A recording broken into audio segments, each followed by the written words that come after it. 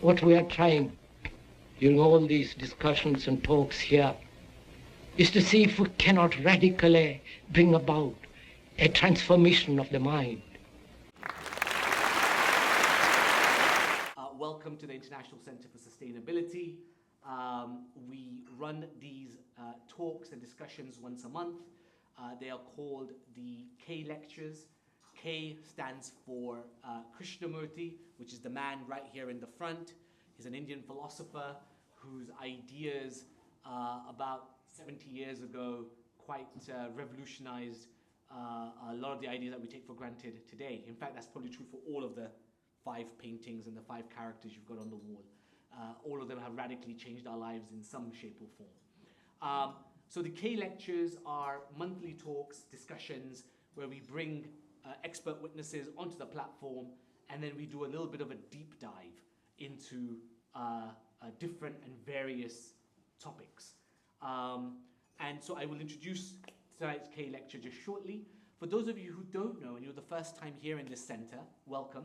The ICFS, the International Center for Sustainability, is a not-for-profit. It's a non-partisan research and advisory organization set up only a year ago. My name is Sachinanda. I'm a trustee and director of the center. And what we try and do is something very, very simple, but incredibly difficult to actually execute, which is we try and work between Washington, London, and New Delhi and try and make this world a little bit more sustainable. When we think about sustainability at the center, we don't just think about it from an ecological perspective, although, of course, that is a major aim. We think about sustainability from the position of flourishing. So education plays a major role, hence tonight's talk, but healthcare, economy, even faith. Whether you have faith or don't, faith shapes significant parts of public policy. So we explore, we study, we research, and then we hope to nudge and influence the powerful, both, as I say, across all 3 places to shape and push us in the right direction. So this is what we do, and we're totally funded by donors and well-wishers. We take no funding from any government or any state actor at all. And so here we are. So thank you so much for coming. Just quick housekeeping rules. If the fire alarm does go off, it probably is something serious. And our team who are at the doorway, you will see them. They will guide us out. There's fire exits at the back here, and also we can go back up the stairs and through to the entrance that you came through. Toilets, ladies, you will just go out of these double doors here, up the stairs, and your toilets are just there on the first flight. Gents, you will need far more exercise. You've got 3 floors to climb before you get to your toilets, okay? But they're just there. So let's get started. So with me, and I'm delighted that he could join us this evening, we have Lord, but also Dr. Tony Sewell. Lord Sewell, first and foremost, and most relevant for today, is an educationalist. He's an author who's written this fabulous book, which I literally finished the last 20 pages about 2 hours ago. And I devoured it over the weekend. He is a life peer in the upper houses, and specifically renowned for his work on race, ethnic disparities. He's been a teacher, he's an academic, and of course, he's the founder of a wonderful charity called Generating Genius, which I did know something about, because obviously I know Lord Sewell, but then of course I read this book, and I fell in love with the concept of generating genius. It's a marvelous idea, and I'm sure we'll explore it tonight. But above all things else, what I'm sure Lord Sewell is most proud of is that he's a fellow here at the center, and he's one of our key experts and guides that shapes the center in terms of the direction of travel, at least from an education vertical. So, Lord Sewell, thank you for joining us. Thanks for having me. Super. So what we'll do is let's get straight into it. Tonight we're going to deep dive into some of the ideas of the book, but we're also going to stray beyond the book and really explore the wider concepts that I think you want to do. So maybe for your opening remarks, if you want to tell us, or you want to maybe explore with the audience, what do you think is at the heart of our hypothesis, which is that the Indian community and the British Nigerian community are excelling across the board academically in this country? And why do you think that is? If you can get to the heart of that matter, why do you think these particular groups are so successful and continue to success compared to the others? What are the others missing, and what do these groups seem to have, do you think, according to your understanding? Sure. I mean, when you're looking at groups, and it's hard to put people into packages and things like that. It's not to divide people or to sort of rule and divide or something like that. It's actually just, I think, like to just look at the numbers. And I always think that once you try and convince people, I mean, facts are important. Now, obviously, you can interpret facts in different ways, but also there are some living examples as well. And I was thinking one thing with my daughter, and she went to a private school 20 plus years ago. I'm going any further than that. And what was interesting about her private school was that I think she and there was two other students in that school, and that was it really. That was the population in terms of diversity. And I went there, 4 weeks ago, just passed by. I don't live in the same area anymore. And the school now is, I mean, in terms of a population, I would say it's probably 50-50, more or less. Indian background, Nigerian background. Yeah, the white kids are just not there anymore. They're actually a minority in the school, in that private school. It's still a private school. I checked in with Trevor Phillips, where his daughters went. There's a similar thing with the school that his daughters went to. And so private schools, I mean, I know they're changing, but they're a good indicator of what in Britain probably we still think of as sort of the ruling arc, as it were, sometimes. I mean, it's changed a lot, but it just gives you a sense of what's happening. Now, why that change, that's one example. And then, of course, I work in education. I see the numbers, and in my report, I had all the numbers in front of me. I was lucky to have that. Everybody had to come to me with their numbers by government order. So, and so I will tell you the numbers, yeah, that is significant for those two groupings. The Indian group and the Chinese group are way ahead of, as they've constantly been for a long time. But across, funny enough, across all areas, in maths, English, across most of the subjects, in terms of GCSE, in terms of primary school outcome, way ahead. And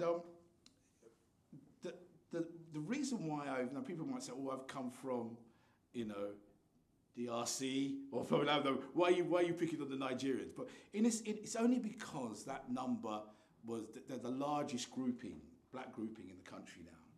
Caribbeans are now not that, they used to be.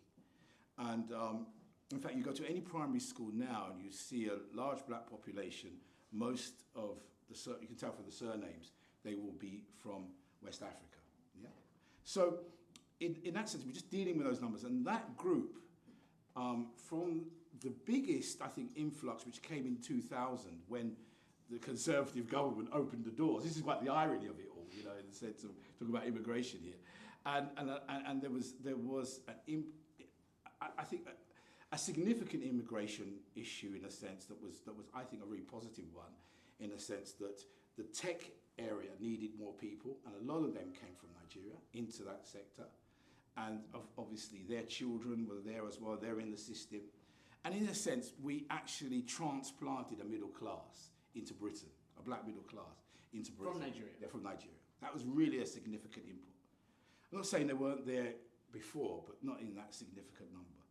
And so and I think that I like people who know me. Like I always like to be on the positive side of things and like to see things in a positive arc. And I'm not knocking my own. I'm from a Caribbean background. I'm not knocking that. I'm just saying that they are bringing something that's very positive to the equation. What's interesting about the reasons why those two groups do well is I think they're exactly the same.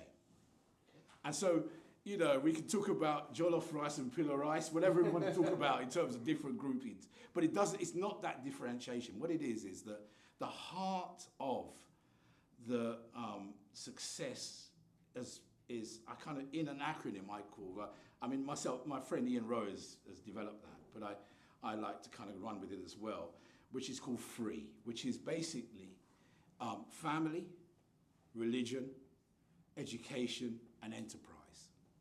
And that FREE element, in a sense, drives the two groups. You know, so for example, a Hindu-Indian kind of, I'll be very careful what I say here, but I mean, it has in its framework the solid thing of the starter family. The family at the start has got to be the key thing that you go for. And so inside that religious concept is that driver, and traditionally that's been one of the ways that you put it together. The Nigerian thing is very interesting as well because, I mean, I would say African Christianity is the big driver also behind that success, yeah?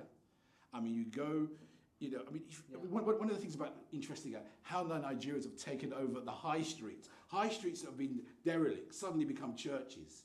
Yeah. Yeah, Church of England that had only 4 people in there, have just taken them over, and suddenly there is a church, a West African church, in areas like Peckham, Lewisham. You go all around London and you'll find that. Yeah. So that driver around that African Christianity is key to them. Also inside that is ancestor worship, which I think people sometimes, Nigerians will correct me in the audience, but the whole kind of idea that your ancestors are divine is also in the Hindu concept. Also in the Indian culture, yes. So I was going to be, my friend here, Jeremy, I was going to go prostrate in front of him here because he's so important for me. But that kind of idea that you would come in and, you know, a grandfather or someone comes into into the space, and we all call each other aunties over there. Everybody uses that. Nigerians, you use that. We all use that. Yeah. And so increasingly, you find that the whole thing is very similar. Then you move on to education. The enterprise element is so key to that whole idea of work success. Ethic. You mean that work ethic? Because the enterprise element can go somewhere, but the work ethic is important. And we were talking about the whole two countries, countries or areas, having similar kinds of backgrounds earlier. The India's thing, in terms of its tragedy, was partition. Yeah? And then for Nigeria... colonial experience. Behind that colonial experience, a British colonial experience. And that British thing is key to this whole thing. And also, Nigeria with the Civil War, you know, the Biafran War, that big thing that broke that country. So I think that whole idea of them recovering from that has always been an issue for Nigeria. It's also been an issue for India, as we can see lately in the whole thing in Pakistan. And so on we go, and it's just the similarities just kept mounting up, you know. And so really what you've got is a map for success. But let me put this in terms of the group that I come from, really, that isn't doing so well. It's not every Caribbean person's doing badly. There are excellent, well, my daughter was in there, and everybody, you know, there are other people here who are doing well from that background. However, let me give you one statistic, which people didn't want to go with this one, but I'm going with it anyway. I mean, Indian communities, we got the numbers, 4% of the Indian communities are in single parents, 4. Four. When we run to Nigerians, West African Nigerians, Ghanaians in there, we're looking at something in the region of about 28-30%, single parents. When we go to the Caribbean, we're down to sort of 69-70%. Oh, wow. Today? That's today's numbers. Wow. Yeah. No. So what you then have to look at is And this was the issue for me, was that, now, I'm not saying there are quite clearly able and capable and well-resourced black women who get their children to Oxford and Cambridge. Yeah. That's not the issue here, yeah? We're just saying what the numbers are telling us. So we then have to sort of frame this in terms of what that same group, in terms of their exam results, more or less the Gypsy Roma group, which has always done poorly, yeah. The Caribbean group just barely just goes above that, yeah, in terms of output. So terrible GCSE results. So actually, terrible. Tony, I've got some numbers for you, just in case. So GCSE 2024 results, you'll find this interesting. It's kind of funny what you just said. So if you do 10 subjects at GCSE, 9 being the highest, right? As an average across the country, Indians came in at 61.3. So if you think about 10 subjects, 9 being the highest, so highest is 90, 61.3. That's Indians. The black African group that you talk about there, and that's how they categorize it, black African, so we couldn't break it down further, was 50.9%, right? So there's an 11% gap there, but still very, very well. White British came in at 47.8%, right? And then the Afro-Caribbeans at 41.7%. Yeah. So you can see that there's almost a 20 percentage point, sorry, not 20 percentage point, I shouldn't say, in terms of scoring, in terms of average grades, there's almost a score of a factor of 20 there. Right. Now, traditionally, we've always tried to explain this through our kind of big ideas about racism. However, it just doesn't make any sense, because those children, especially the Nigerian group, are in the same classrooms as the Caribbean group. Yeah? So either the teacher is saying, well, I don't like Nigerians today, and today I like Caribbeans, whatever he's doing, but the whole thing doesn't make any sense, you see? So you have to look at a more complex reason why this collapse is happening, yeah? I also live I live half of my life in Jamaica, yeah? And we have the same numbers in Jamaica, 70%, yeah, in Jamaica. And the boys are doing terribly in education in Jamaica at the moment. You know, I mean, it's just, and we have problems with violence and things like that outside of that. And then again, that core issue is there. Barbados does really well because they don't have those kinds of numbers in terms of the family. You mean family? They have a stronger family unit. They don't have a single parent scenario. But what is it about the family? Just spell it out for us. What is it about the family that then leads to better academic outcomes, do you think? Because one could argue and say, are you confusing cause and correlation, you know? Yeah. So what is it that you think about the family directly you think does affect the performance of a child? I think what it does is it kind of gives you, I mean, on a resource level, you know, 2 is actually better than 1 in some cases. It can be. Sometimes it isn't, you know, I mean, but that element of just the resourcing. But I just think that what happens in the marriage situation is that you're getting a direct model of positivity in that child's life, you know. And I do think that there is also a sense of the fact. Let me give you one example. When I was teaching, one of the issues was that we knew with some of the boys in particular, when they started to play up, it immediately became clear that what was happening was that the breakup was at home between, you know, the mother and the father, and then there was sort of playoffs between the two. Right. And then the nurture, and then the boy then has to then deal. I mean, it's usually boys are getting worse results than girls in this situation. And in many cases, I could see it in my own life as well, really, where although I came from a 2-parent situation, but I think that what happens in those scenarios is that the boy then has to become the man in the house. I mean, it really is becoming that kind of thing, you know. And I always remember when I did grow up quick. I always remember when I first did Generating Genius. I never forget. We took on a lot. Most of the children were from Caribbean backgrounds, and 90% of them were from single parent issues. And there were issues where the mother would be ringing me up, And I said, well, look, I just said, I'm not your boyfriend, you know. I mean, you're blaming me for this, you know. I mean, someone's going wrong, you know. So I can't make it happen, you know. And it's those kind of scenarios were going on, you know. In that, so I could see their angst and their thing. And so I almost in those early days adopted about sort of 60 boys in a sense, you know. You talk about that in this book, and you use this idea of, and especially with talking about boys, because they seem to perform a little bit worse, is that fatherhood. You brought up this theme about the importance of fatherhood. Now, just again, briefly, because I want to take you on to somewhere else slightly, but tell me a little bit about why you think, for boys specifically, and boys are across the board, doing worse than girls. Actually, that's true for, by the way, all the community groups. Factors slightly vary, but girls generally outperform boys. But in terms of this fatherhood issue, what is it that what does your data tell you? What is that your data? Well, I mean, it just tells me that, I mean, that we can't pretend that we're going to manage this thing with just a single parent unless we can support that context. So I'm not saying that women should stay around with deadbeat men. I mean, if leave that scenario.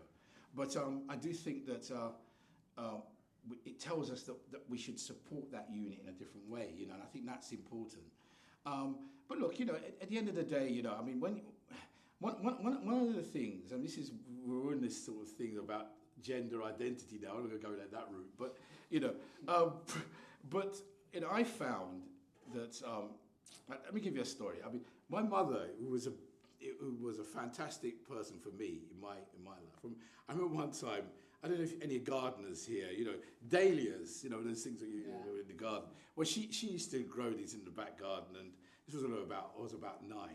And she had about 30 of them beautifully there. So I just got up one day and I was pretending I was Muhammad Ali. So I knocked off all of the 30 dahlias.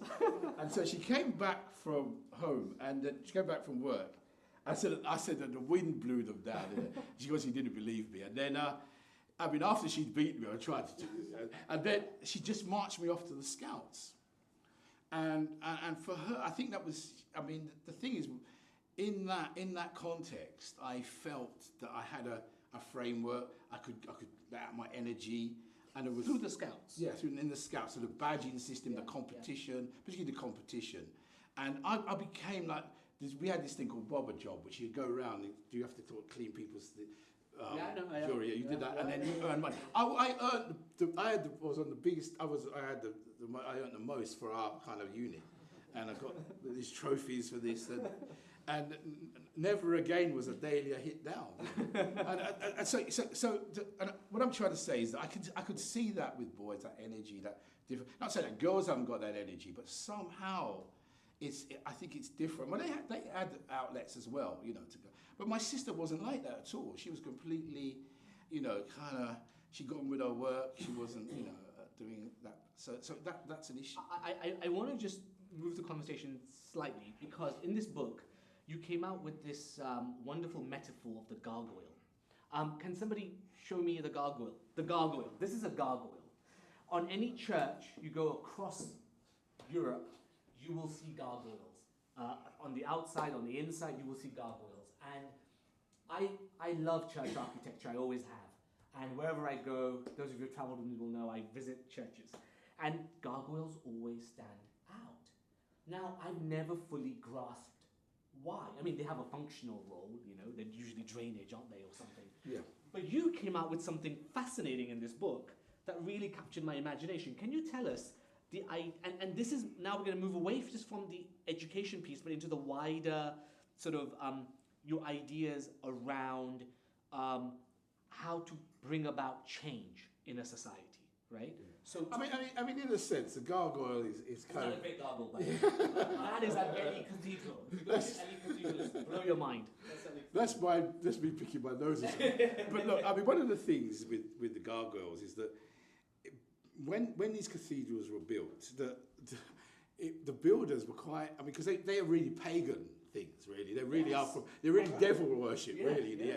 And so what they did was they'd build them. That's right, yeah, or something like that. Yeah. So they would just stick it on the sides, and then it became popular. And nobody took them down. So it was kind of almost an invested thing that these things would be up. But their functions are quite interesting in the sense that what they are is, the cathedral in a sense is really the establishment. That's the kind of, the given, the conformity, the kind of, the sacred. Yeah, the sacred, the thing that you do. But the gargoyle is always the one that does the disruption and the new ideas, you know. And in a sense, what I found in a sense in my own life was that, but I mean, we can take this back into sort of what's happened in the 1960s with the civil rights movement, and more so in England, I suppose, for black Brits, it's for what happened after 1981 with the Brixton riots. And so we had the establishment of a kind of sacredness around blackness, yeah, which was that, you know, the anti-racist movement was the one that was going to drive everything. The world was drive the change. That's right. They were the drivers of it, and also the people emerging from that were the great drivers of it. But what I wanted to begin to do was to question that, you know, and question also this issue of agency, yeah, as to what was it really the fact that Britain, in a sense, was, you know, we were kind of locked up in a kind of system that we couldn't get out of. Or was it the fact that we could do something ourselves, you know, to move that? So the gargoyle position is that you move away from that, you know, into something that questions that. And so in the end, what you have is a kind of interesting kind of change around where you ask yourself, which is the cathedral, which is the gargoyle, at which point is so really fascinating, because when I read your book, you said something really fascinating, and you said you walk into a cathedral, and you walk into Ely Cathedral, it's stunning, it's beautiful, and you can sense the divinity of this place, right? The kind of hundreds of years of worship and stuff, you know what I mean? And then you see this, right? And it's everywhere, by the way, you know? And it's to your point, these are the disruptors who also draw your attention, right? That's right. Who kind of say, well, yes, that's the establishment, but did you know there's something else? But in a sense, that's quite an interesting journey, because the gargoyles in the first place were those anti-racist people. Right. They were the ones who took on the establishment, yeah, and tried to question it. Right. And in a sense, I kind of went along with lots of that, yeah, that kind of, especially that kind of thing that, look, this was a system against us, you know, it was all, woe is us, and that was it. And that was a kind of interesting thing for a time. But then, in the end, I realised that, in fact, you know, that had to be questioned in some ways. Because so that becomes the cathedral. That's right. So after a while, they became the cathedral. That's right. They became the establishment. Yeah. That this is the set narrative. Yeah. You have to abide by this narrative. That's right. And then you start questioning it. As I did, I think in a small report I wrote. Oh yes. and then you know, people start to kind of lose their minds, you know, over what really was just data, you know. And I think that what happens with the whole issue of the questioning is that when you become the cathedral yourself, that's almost problematic in a sense. You know, you kind of, yeah, you really do feel in some ways that it's and I mean, when I look back at all those people, for example, that were in The Voice, they actually got jobs. They were also in all the establishment entities I can think of. BBC, you know, Guardian. BBC, museums, running everything. Yeah, they were the ones who were, you know, fighting against it in the first place, but now they're part of it, yeah? And running a narrative, and this is where it gets really problematic. They're the establishment, but at the same time, they don't want us to be questioning anything. So in a sense, because they've got a vested interest. That's right. That's right. So what they're running is they're still running the old song, but at the same time they're part of the establishment. You know, and it's kind of like that shift I saw with lots of friends. Yeah. So they would tell you all the rhetoric about anti-racism. Yet they've got the great jobs. They're holding the whole thing together. So the Guardian newspapers are quite an interesting example. That used to be a newspaper that was fairly centerish, you know. It was, if you believe it, you know. Then it just went to the left. To left. Now it's not just left, right in all the things, because to be honest, I mean, my own party, which I, you know, you might know that I belong to, was for 14 years fairly left wing as far as I was concerned. They really didn't do anything, really, you know, to be honest. And I think that in some ways that's the sort of ferment that we're in at the moment. So the government... And so essentially what I think you're telling us is that you have this establishment narrative, whatever it might be. So initially it was this idea of racism against black people. Then people stood up as the gargoyles and challenged that establishment. But then they become part of the establishment, albeit they've successfully changed it somewhat. Yeah. But then they become part of the establishment. Then you need new gargoyles to challenge them. That's right. And it goes on and on. And it goes on and on. Yeah. And I thought that was quite an interesting and very perceptive idea. And I just wonder, so in a nutshell, tell me what the establishment narrative is right now. and then who are the gargoyles? Hard to know who is. Look, at the moment, I still think that I mean, you could argue that what happened after George Floyd was very interesting, because people then almost that world of anti-racism became establishment. You know, so many companies then deciding that they wanted to be part of this.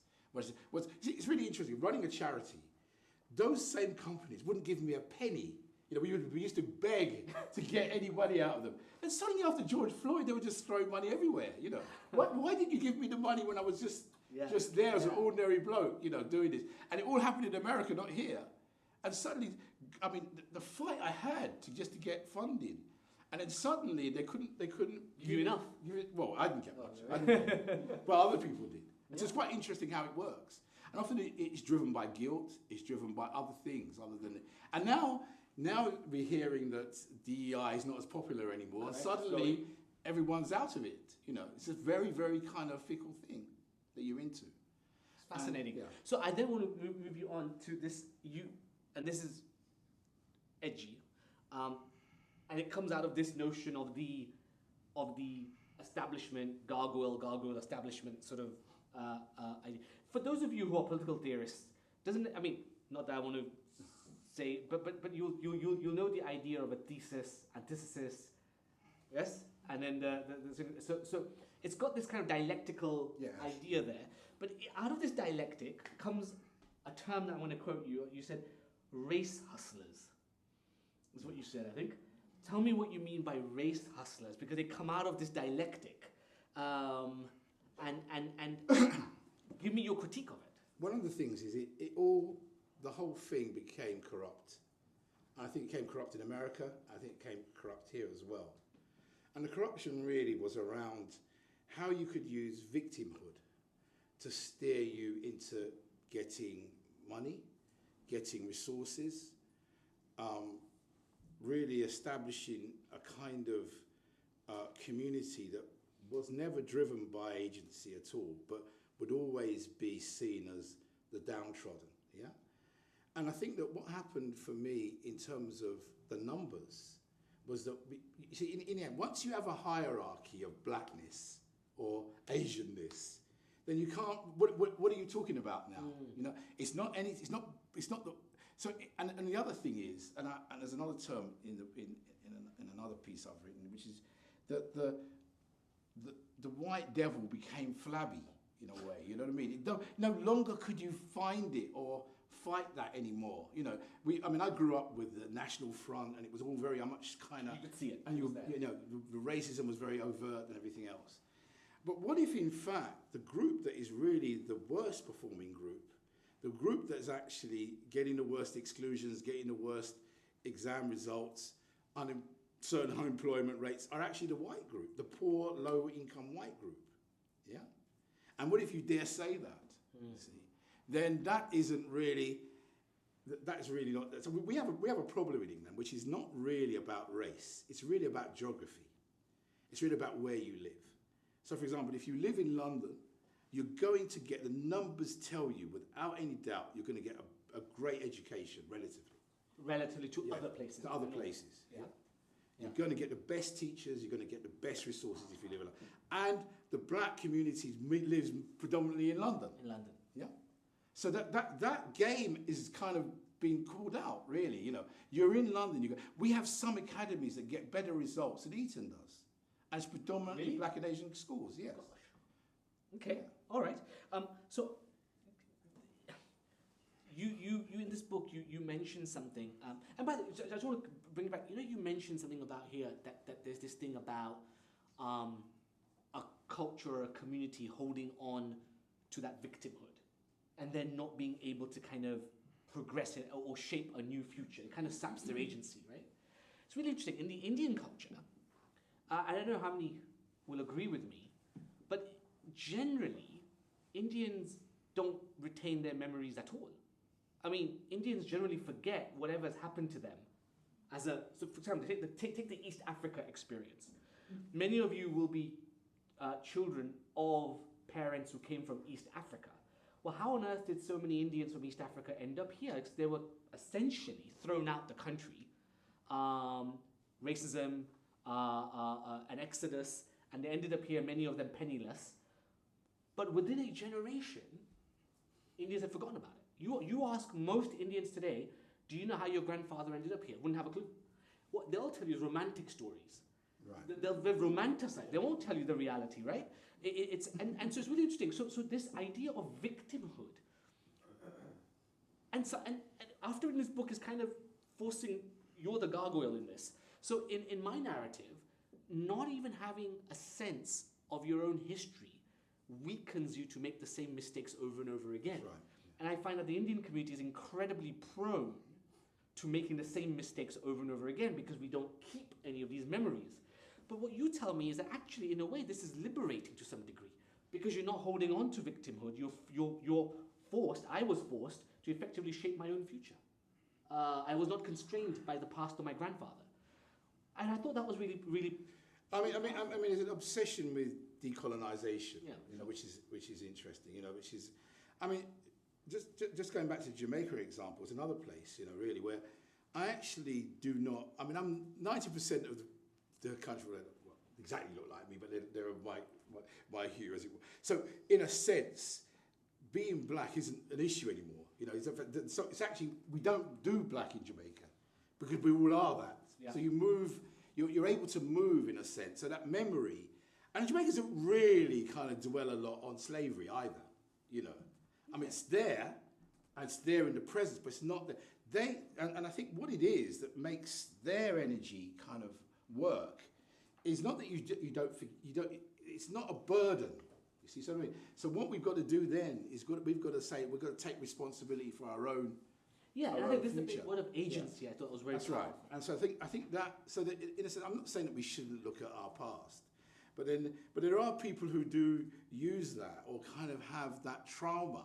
Yeah. So part of it also is that people from my generation are still caught up in the same trauma that they were in the 1980s, and they really haven't moved on, and they pass some of that on to their children.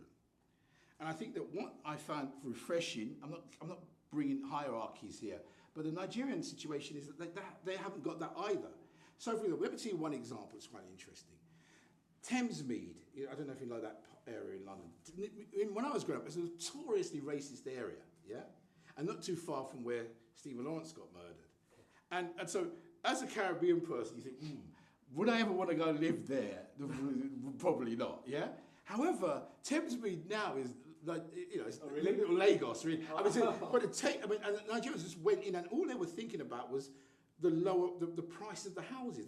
They had no memory. They have no link. It's incredibly Indian, That's exactly the Indian story as well. Yeah. They came in, looked at what the cheapest houses were, didn't realize that these are all Nazis and NFs here. That's right. They just moved next door to them. That's right. So they move into that area. And in fact, what's happened is the exam results in Thamesmead have gone up because the Nigerians are coming, zooming. In Kent, for example, another area, Kent has, they have a lot of grammar schools, but the state schools have a lot of Nigerians in that Kent area. And the results are great. So they're boosting the success of the country, really. They're boosting it. And are you finding that along with this academic success, there's also integration happening? Well, the wider, or are you finding that it's... Now that's an interesting one, because I think that's the crunch question about the success levels, as to which group integrates better, in a sense, because of these models, and if integration is what you're after. I think that I think that the jury's still out, but I just find that, for example, that's a younger population, that Nigerian population. They will do very well because they're going to go to universities, they're going to get the great jobs. There's no doubt about it. Yeah. And I think that their framework will be, I can go anywhere, I can be anything. So they're not going to be restricted. Yeah. You know what I mean? They can live anywhere. That's the key. So geography again is interesting. So they won't be in just Peckham or whatever. They'll be and I think that is similar with the Indian community. Yeah, I think so. And I think what this is against is this whole notion of BAME. You know, it's like they're the black, Asian, minority, ethnic thing. You know, I mean, the reality is, and let's be honest, the life of somebody from, say, a Pakistani background, Muslim background, who's a taxi driver living in Bradford, is a world away from a doctor in Harrow, who's from an Indian Hindu background. They couldn't be farther apart. Yet for years, everybody's just this brown blob that everybody wants to kind of put together. And yet, what this is saying is that... And I used to wind all the Indians up, by the way. So what we're saying is there's a hierarchy going on here. You know, it's not black and white anymore, you know. Right, okay. I know we've got a bunch of questions. I'm going to come to you all very, very shortly. I've got one more question to ask Lord Sewell before I come out to the audience. So do keep your questions in mind. I just want you to share with us a little bit of a practical term. You, in your time, have obviously been a teacher, but actually more than that, you've had the opportunity to really, carry out some really powerful social experiments. And one particular experiment I want you to share with us is something that you did in Hackney a number of years ago. And this is a phenomenal example, and I actually went and tested, Googled it all in and read up about it. And so it's true, yeah? So it's true, yeah. And it bloody was true. And in fact, in the book, he underplays it, I think. It's quite interesting. So you'll have to tell us how you did it. I'm going to tell you what he did. Because, again, he might underplay it. Basically, there was a county in a borough in Hackney, which was one of the worst performing boroughs in Europe. And the schools were failing, crime was high, family breakdown, social disorder, you name it. Anyway, in the education front, they set up a team, of which Lord Sewell was a part at that time. And within an incredibly short space of time, 3 years. 3 years, they just turned it around to the point where when you started seeing the numbers coming out of this, in terms of educational attainment, it became one of the best places in Europe. Now, either the numbers were seriously fudged, which I found out they were not. How did you do that? I mean, you don't quite share the full details in the book, so please tell us. Oh, no.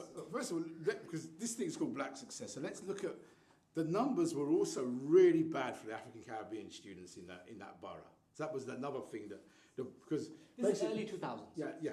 So this was Labour, really, Labour government. I mean, Michael Gove took it afterwards, but I mean, so we were asked we had a 10-year contract, and we were asked to then, could we but one of the things we had to do is the local authority had to go, yeah? The local authority had to go. Education. So they actually fell on their swords quickly, because they knew they'd really failed these children, so that wasn't a problem, yeah? Two things for that authority to work was autonomy, yeah, and accountability. So great at the time Ofsted came along. That was the time the same Ofsted came. So there was a really strong kind of sense of accountability.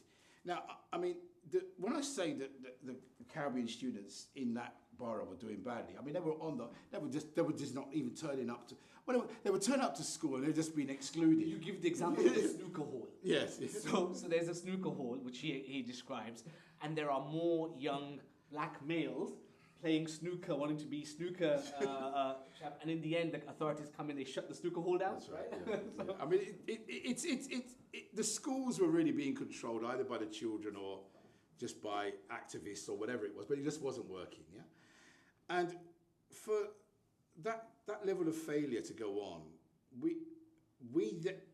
this is where it gets quite controversial. Hackney, I knew, tried everything.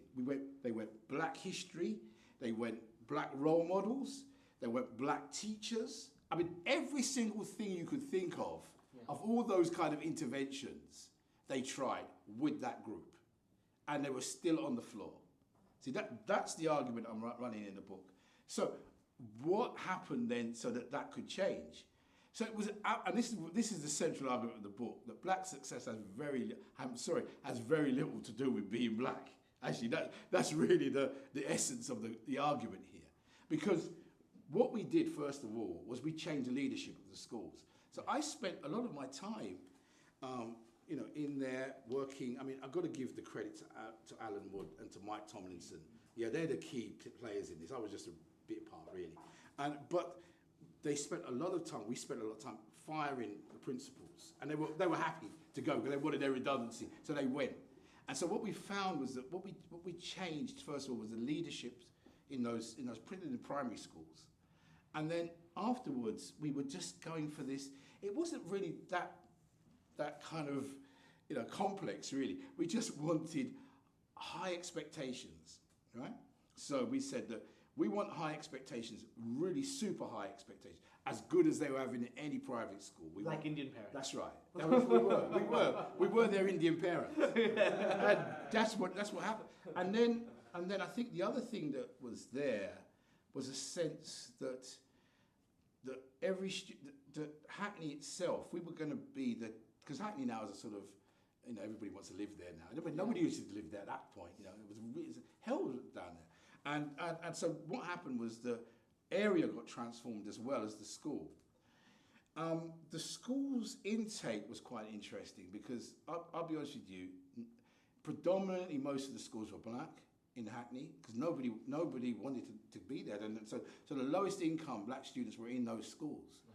And what happened was when the best teachers were in there, when the best principals were in there, the middle class came in, from all, Wait, so the teachers and the leadership attracted the middle That's right, class because they realized that actually it was also cheaper than sending your child to private school, because here was the schools that were really working. I think the other thing was the real burden of that local education authority to get rid of it, and I think that schools became autonomous. So the head teacher in the school ran the school, almost like a private school. It was like a state private school. Really, that's what we were driving for. So we had things like lunch times. The teachers would have to sit with the kids and eat with them. We were driving this whole idea of Oxford and Cambridge. We were starting from young, saying that was an aspiration for you to get to. It was all. So it was good leadership, high aspirations. Yeah. And then you mentioned, what was the third thing you said? So those two I got. Yeah, and I think that what it was also was the accountability. Accountability. Yeah, and the autonomy of the school. So the leadership suddenly had. All right. Let me tell you what used to happen. I mean, this was it sounded a bit Soviet Union, but we did it. Was that in fact they had traffic light systems. So the head teacher would come in, and we would have like the performance indicators, right, of your school. Yeah. And we sit there, and the head teacher would come in, and if there was it was green, amber, and red, and if there was too many ambers, she knew they were going to be fired. Gosh. Yeah. It's like private equity. Yeah, that's right. It's like we can't listen. We're dealing with the lives of children for 5 years. Absolutely. You can't just scrap that, So why isn't everything on green? We said, well, why isn't everything? And so. Sometimes there would be a little amber. We say, all right, we'll let you off. But next time, you better make it green. Gosh. Yeah. No playing because we're caring for the children. You managed to get past the unions? The unions were not there because everybody in Hackney realised it was all gone. Misery. Everybody collapsed. You see, so we had rock bottom. That's right. So in a sense, sometimes when your back is against the wall, as it were, completely, it was just an easy run. And in fact, what was interesting is it was a 10-year contract. It was called a learning trust, and then we had the contract. I'd left by then, but the contract had to be given back to Hackney. Back to the council, and they said no. They want it to continue. It's continuing to today. The same contract goes on. Yeah. And the performance has still got brilliant. And then of course the biggest thing was it started the academy movement here because we had Mossbourne School, which was the star school in that area, And then other schools started that, yeah. Wonderful. Well, thank you so much. That was really, really interesting. So we'll move to your questions. What we'll do is, if you have questions, please just raise your hand. I'll get round to you. Keep your questions fairly terse. And if it's a statement, again, keep it fairly terse. And then we'll try and get as many questions as possible in. So, yeah, please. Yeah, really interesting. Oh, we'll just wait for the mic as well, because we're recording this. So, so Rashab, One Hive, been working with Tony Sewell and love really interesting discussion. With the background of the diasporas of the Indian Nigerian and how that's evolved over the first few generations in the country, what do you think of the future generation of Indians and Nigerians? Do you think they'll realize the same success? Or do you think it's actually another generation that's going to come in and overtake? Or another demographic or diaspora? Well, the way that the immigration laws are going at the moment, probably no one's going to come in. But I mean, the thing is, but I think the issue would be that, no, I mean, I actually, it maybe it's a provocative thing, see these two groups as elite groups.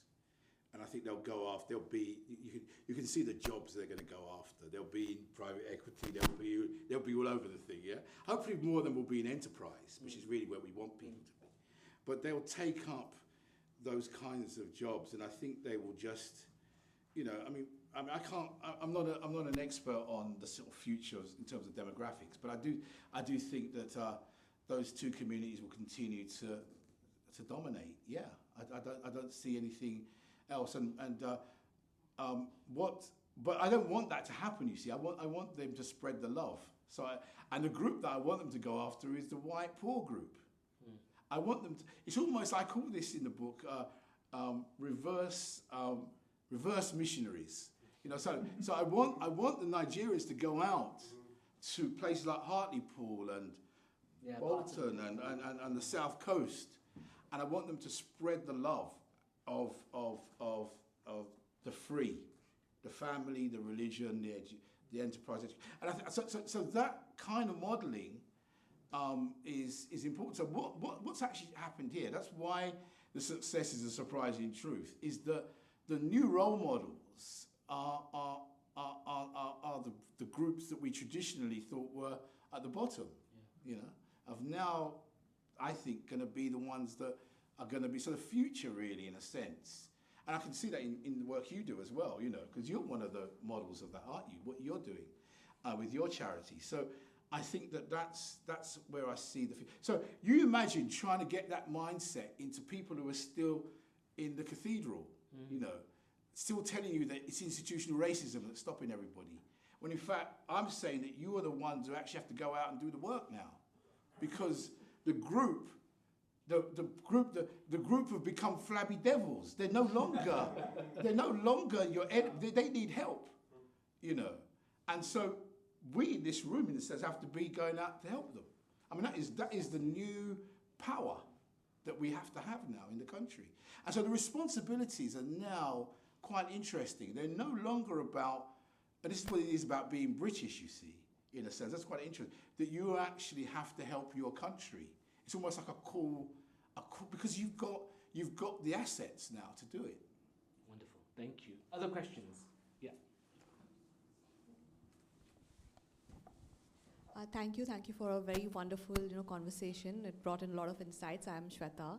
My question is, now you've pointed out that two communities have, done so well economically, and since you are in House of Lords, how well do you think are they represented well enough politically so that they can actually tell their stories and spread the message about how impactful they have been as a community? Well, listen, dare I say, you had Rishi, you had Kemi. You know, one was the leader, one was the Well, yeah, but I mean, let me put you to this one. I mean, even in this room, let's be honest. 30 years ago, we would not have thought that somebody from an Indian Hindu background would be Prime Minister. No chance. Yeah? Of the Conservative Party of all the places, yeah? And also now, a Nigerian background woman is leading the Conservative. What do you think about her? But just think of that change. Now, look, I know racism is still persistent, but I do think that politically we are moving in the right direction. I think that I'll be very political here. I look across sometimes at the other side. I'm sitting there, and our side, all right. I mean, particularly in the Commons, it's carnival time. There's a lot of mix on the Labour side. It's just one. It's only David Lammy up there. So you have to ask yourself, where's the cathedral in this? You know, there was a politics that was talking about diversity, integration, all that. But what is the reality? What's the reality? Where does the rubber hit the ground then? Really, in the sense, you know. And I actually think that, and that's why I am actually not in favour of affirmative action. Actually, I don't think it necessarily is the route to black success. You think that it might have been, but I don't think it is. I think it's just a less unleashing that agency inside you that's the key to it. So politically, I don't know. I think that I think things are not too bad, you know. And don't forget, you know, we're only what are we? We're 4%, or the black population. It's only 4% of the population. You know what I mean? Well, the Indian Hindu population is like less than 2%. So yeah, it's tiny numbers. Yeah, tiny numbers. Yeah, one question there, and then we'll come to the lady here.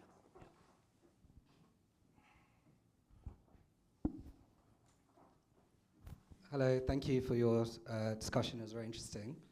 My name is Kavit. I just wanted to reflect. I used to be a teacher in Croydon. That's my area. Yeah. So Can I say about one thing about Croydon? Croydon has the largest Caribbean.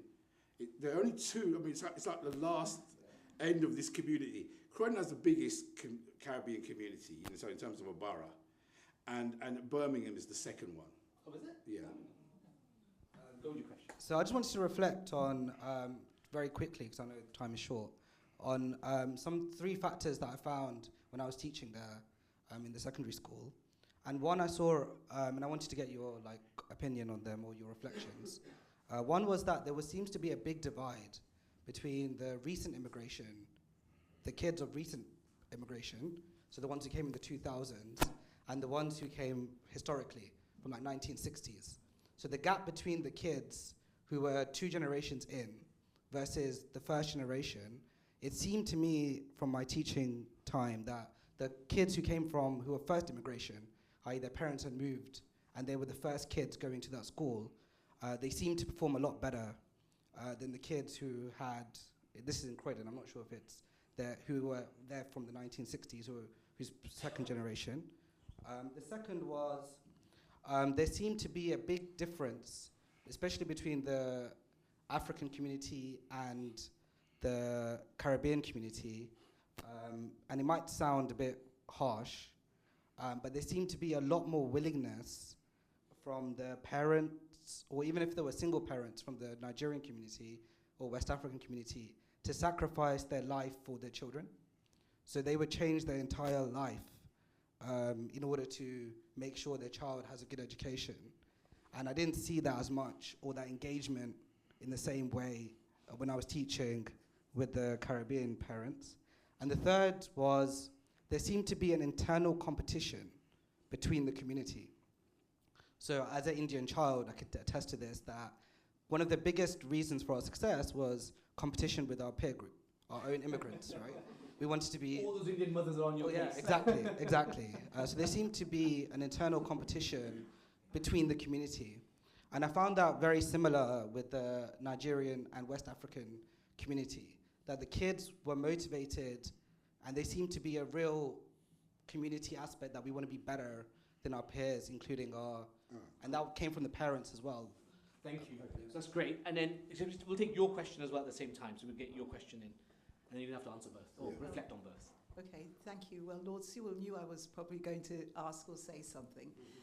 Can I say it's been a very thought-provoking talk, should I say. And interestingly, although I'm older than you, so I know I wouldn't have been at school when you were teaching, I had the benefit of both the private education, state education. State education was in Croydon. And my father's passed, my mum is still alive, and she still lives in Croydon. And it's true, it's a very black area. 2 things I'd want to say. First of all, in terms of boys doing not as well as girls across all the different demographics, I think that probably has a lot more to do with the kind of issues that adolescence, for example, has thrown up. Not so extreme about a murder, but the way that young men feel I'm not saying they're right to feel this, but they feel disenfranchised. They feel that more effort has gone into girls and girls getting ahead and that kind of thing, and they're sort of looking for their place in the world. And I think you'll find that across all of those groups, that is probably the reason for that. But the second thing is, I mean, I am a person that lived in Croydon. I am of Caribbean extraction. I'm certainly much older than the peer group that you're talking about, but I'm of Guyanese extraction. And I can tell you that my parents, and a lot of other Guyanese parents I know, and I dare say you can extrapolate that out to other Caribbean parents, is that education, going to university was a non-negotiable. You are absolutely going to be doing that. And that whole thing, like you said, about the Indian mothers on your case to make sure you did that, I had both my parents, if one didn't go to the parents-teachers meeting, the other one was going to go. And quite often they went it together. If you didn't get your certain marks, right, they want to know what's going on here. So I think that has a lot to do with high expectations, both familial high expectations, which can be there whether you come from a two-parent family, which I did, or a single-parent family, or it can come from the teachers that believe in the kids, like the example that you gave in Hackney. But if you have teachers that feel, you know, I was going to swear, I'm not going to. Do you have a question? That you I'm so sorry. Probably buried within that, there's a question. Okay, well, actually, all right. Well, can I just say, and this is the bit that might be a bit controversial. Why do you say, Lord Sewell, that in terms of the title of your talk, that the Nigerians and British Nigerians and British Indians are going to be the new elites, and think that that is a positive thing to say? It might be positive about those two communities, but the implication is that every other community cannot aspire to be that, or just bringing up the rear, and that is completely wrong, because within each community, no matter what the problems are, there are people that want the best for their kids. They want them to do well, and particularly the younger ones want them to feel that they can go anywhere and do anything. Yeah. So I'm sorry if that was a question buried within two comments. Thank you. So we've got both reflections. Let me just answer that one. To be honest, right, I mean, to be honest, the question is a really unfair one. I'd say that why? Because what I did qualify this thing with was to say on all fronts that, I mean, I'm a product of a Caribbean family, you know, and lots and lots of Caribbean people did and do very well in the system. There's no doubt about it. So I think that's really not really what I was saying. And I think that, and also the point about just bringing up these groups is not necessarily that they're Nigerian or Indian. It's just that they actually, there's a template for success, which all the groups really who are successful kind of have. Yeah, it's kind of looking at the models of what, and you've just raised them all. Our expectations, the family being them, they're all the frameworks for success for any group. So, but the issue is always the numbers, because you can't, wherever you go, where you can't hide, no, that is a massive difference between the figure that he was giving for that Caribbean group and what was happening with the other group. You cannot hide from the numbers. And so in the end, I can give you lots of anecdotes of particularly Guyanese, who always do well anyway, you know. So, you know, I'm married to a Guyanese, you know, I have that every day, you know. But I can give you and we'll have another story about why that particular community does well, you know. I mean, particularly the schooling compared to, say, maybe people from different islands. So it's a different kind of framework. But you make a good point. Back to the high expectations, and it's there, and it works. And then the reflections, I think, just I didn't really understand this thing. I mean, maybe I didn't see it in Croydon about when you said about 1960s and now. Generations. I don't know if I really understand that. Really, I can't answer that. Yeah. Yeah. Okay. Interesting. Sorry, no, we're going to move on though, but you can have a conversation afterwards. Yeah. Definitely. There's a gentleman at the back there, and then there was one more hand over here. So we'll try and take both questions at the same time as well. So be quite task. Thank you. I'll be quick. I read the book, thought it was a really provocative book and really thought-provoking, so thank you for that. One of the things you touched on, you flirted around with this idea as well here, is this idea of religion and the church having an interplay in education and educational outcomes. You referenced some of your experiences as a child in the church. With the onset of secularization, how do you feel that might have a play on educational outcomes going forward? You know what's quite interesting? My friend Catherine Birbal Singh has a school, Michaela School, which is meant to be one of the highest achieving schools. In fact, it is in the country. What if you go to that school, what she's done is it's a religious school, you know, really. It's just secular, you know. So what they've done is they've spun, it's hard to describe it really, but what you see in there are things that I would see, I would want in a religious school anyway. You see, except with that God is maybe not there in a sense, not necessarily, but they're using the framework of what would be a very religious private school. That's what they use in that same framework to make it work for them. So, you know, in a way, you can blend, I think, some of that in there. Now, the things that they do in there that some of you might not like. For example, they sing the national anthem at the beginning. They have very kind of, I mean, this whole notion of respecting your adults, and really a high respect for adults is in there, in that school. Discipline, you know, high expectations. So what I'm trying to say is that I do see that the secular thing is hard for some people, and I must admit, I don't go to church anymore, and I wish I could. But I hear there's a drift back, because there's always a God-shaped hole. Anyway, there's always a God-shaped hole, and maybe I'll convert to Hinduism. Maybe that's the answer. You know. I'm conscious of time, but I can see a lot of hands. So we're gonna, if it's okay with you, we'll extend it by five odd minutes. Is that okay with everybody? I hope that's fine. So there's a hand up there. Before you answer that question, there's also a hand up here, and then we'll take both questions. Sure. Yeah. So please. What I want to know is, do you know the average income of, say, Asian population compared to Nigerian population? I mean, considering that, like, you know, Asian population came into Britain in the 60s and they faced things like NF and Pakibash and whatever, and now they run most of the small shops in certain parts of London.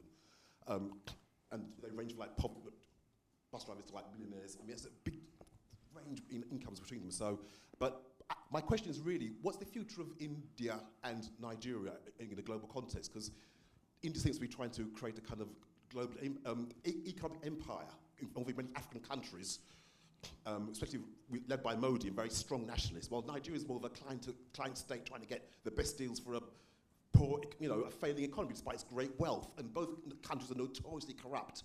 They seem to have different trajectories in the future. India, you know, a leader of the BRICS group, and Nigeria just really tagging along, you know, so like many African countries. Wonderful, thank you.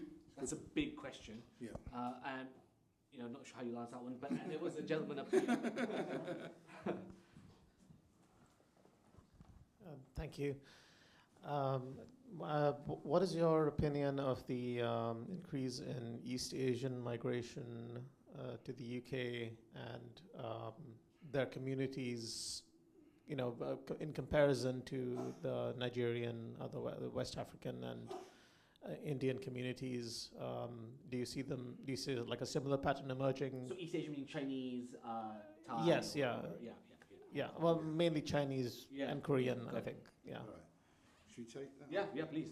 Look, I mean, on the issue of the sort of India, Nigeria, and one of the interesting things is, as I said, that the two countries, in a sense, what actually makes this work, I think, and first of all, the thing about income is really interesting, because the Nigerian community is very young in this country. So in a sense, they've come in big numbers. So a lot of them are in the primary schools and then in secondary schools. I mean, they haven't even really hit the universities in a big way yet. So you have to, I think you just have to hang on a bit, because they're going to come through. Yeah. It's kind of, and then they will get. I can tell you the Indian numbers. Yeah. So the average income in this country in the last census was around 32,000 or something, but the Indian number was 58,000. Yeah. Right. So it tells you what maybe the Nigerian community will do in the next 10 years. That's right. I think that's where they're going to hit those figures without any problem. That's my prediction, but not yet, because they're not. They're on their way. You know, in terms of the demographic. 2000 was a big date. So you were in 25 years. So you have to wait for that thing to come through. So I'm optimistic about that. And then there was I mean, the Chinese community does very well here as well. Chinese community does really well. Let me. I think there is something in this whole issue of that integrative model. of how you integrate into society, and keep also your, you know, almost like the cathedral and the gargoyle. Yeah. Okay? How you stick in, you're either in or you're not of, or whatever it is, or the of you're not in, but whatever it is, but you're holding on to something, but at the same time you are part of the whole. You know, you're not, and I do think that those models, and Jewish community have done that very well in the sense of integrative ways of working. For a long time, I think black communities look down on that as sort of being Uncle Tom, or sort of, you know, you're just, you know, you're selling out, you know, that sort of notion. When in fact, to be honest, I mean, we used to, I mean, back in the day, in the 70s, we used to be fake Jamaicans. You know, we weren't really, we just pretended to be them. We didn't know what the hell was going on. And so there's, and even people from even Guyanese backgrounds tried to be Jamaicans because we didn't know what we were. I'm only fooling it. So there's a but in the end, you settle for really saying that this is yours, you know, and it's that settlement of being. And I think Hinduism helps. I think African Christianity helps. Yeah. It helps in that integrative thing. I mean, you literally. I just think it's wonderful the way in which the Nigerian community. I mean, other communities as well. There are Caribbean communities that have taken over churches, but to take over an Anglican church and call it your own. Yeah. You know, that is integration, you know, on a very interesting level, you know. Yeah. Super. Well, look, we're out of time. Thank you so much, Lord Sewell, for this wonderful...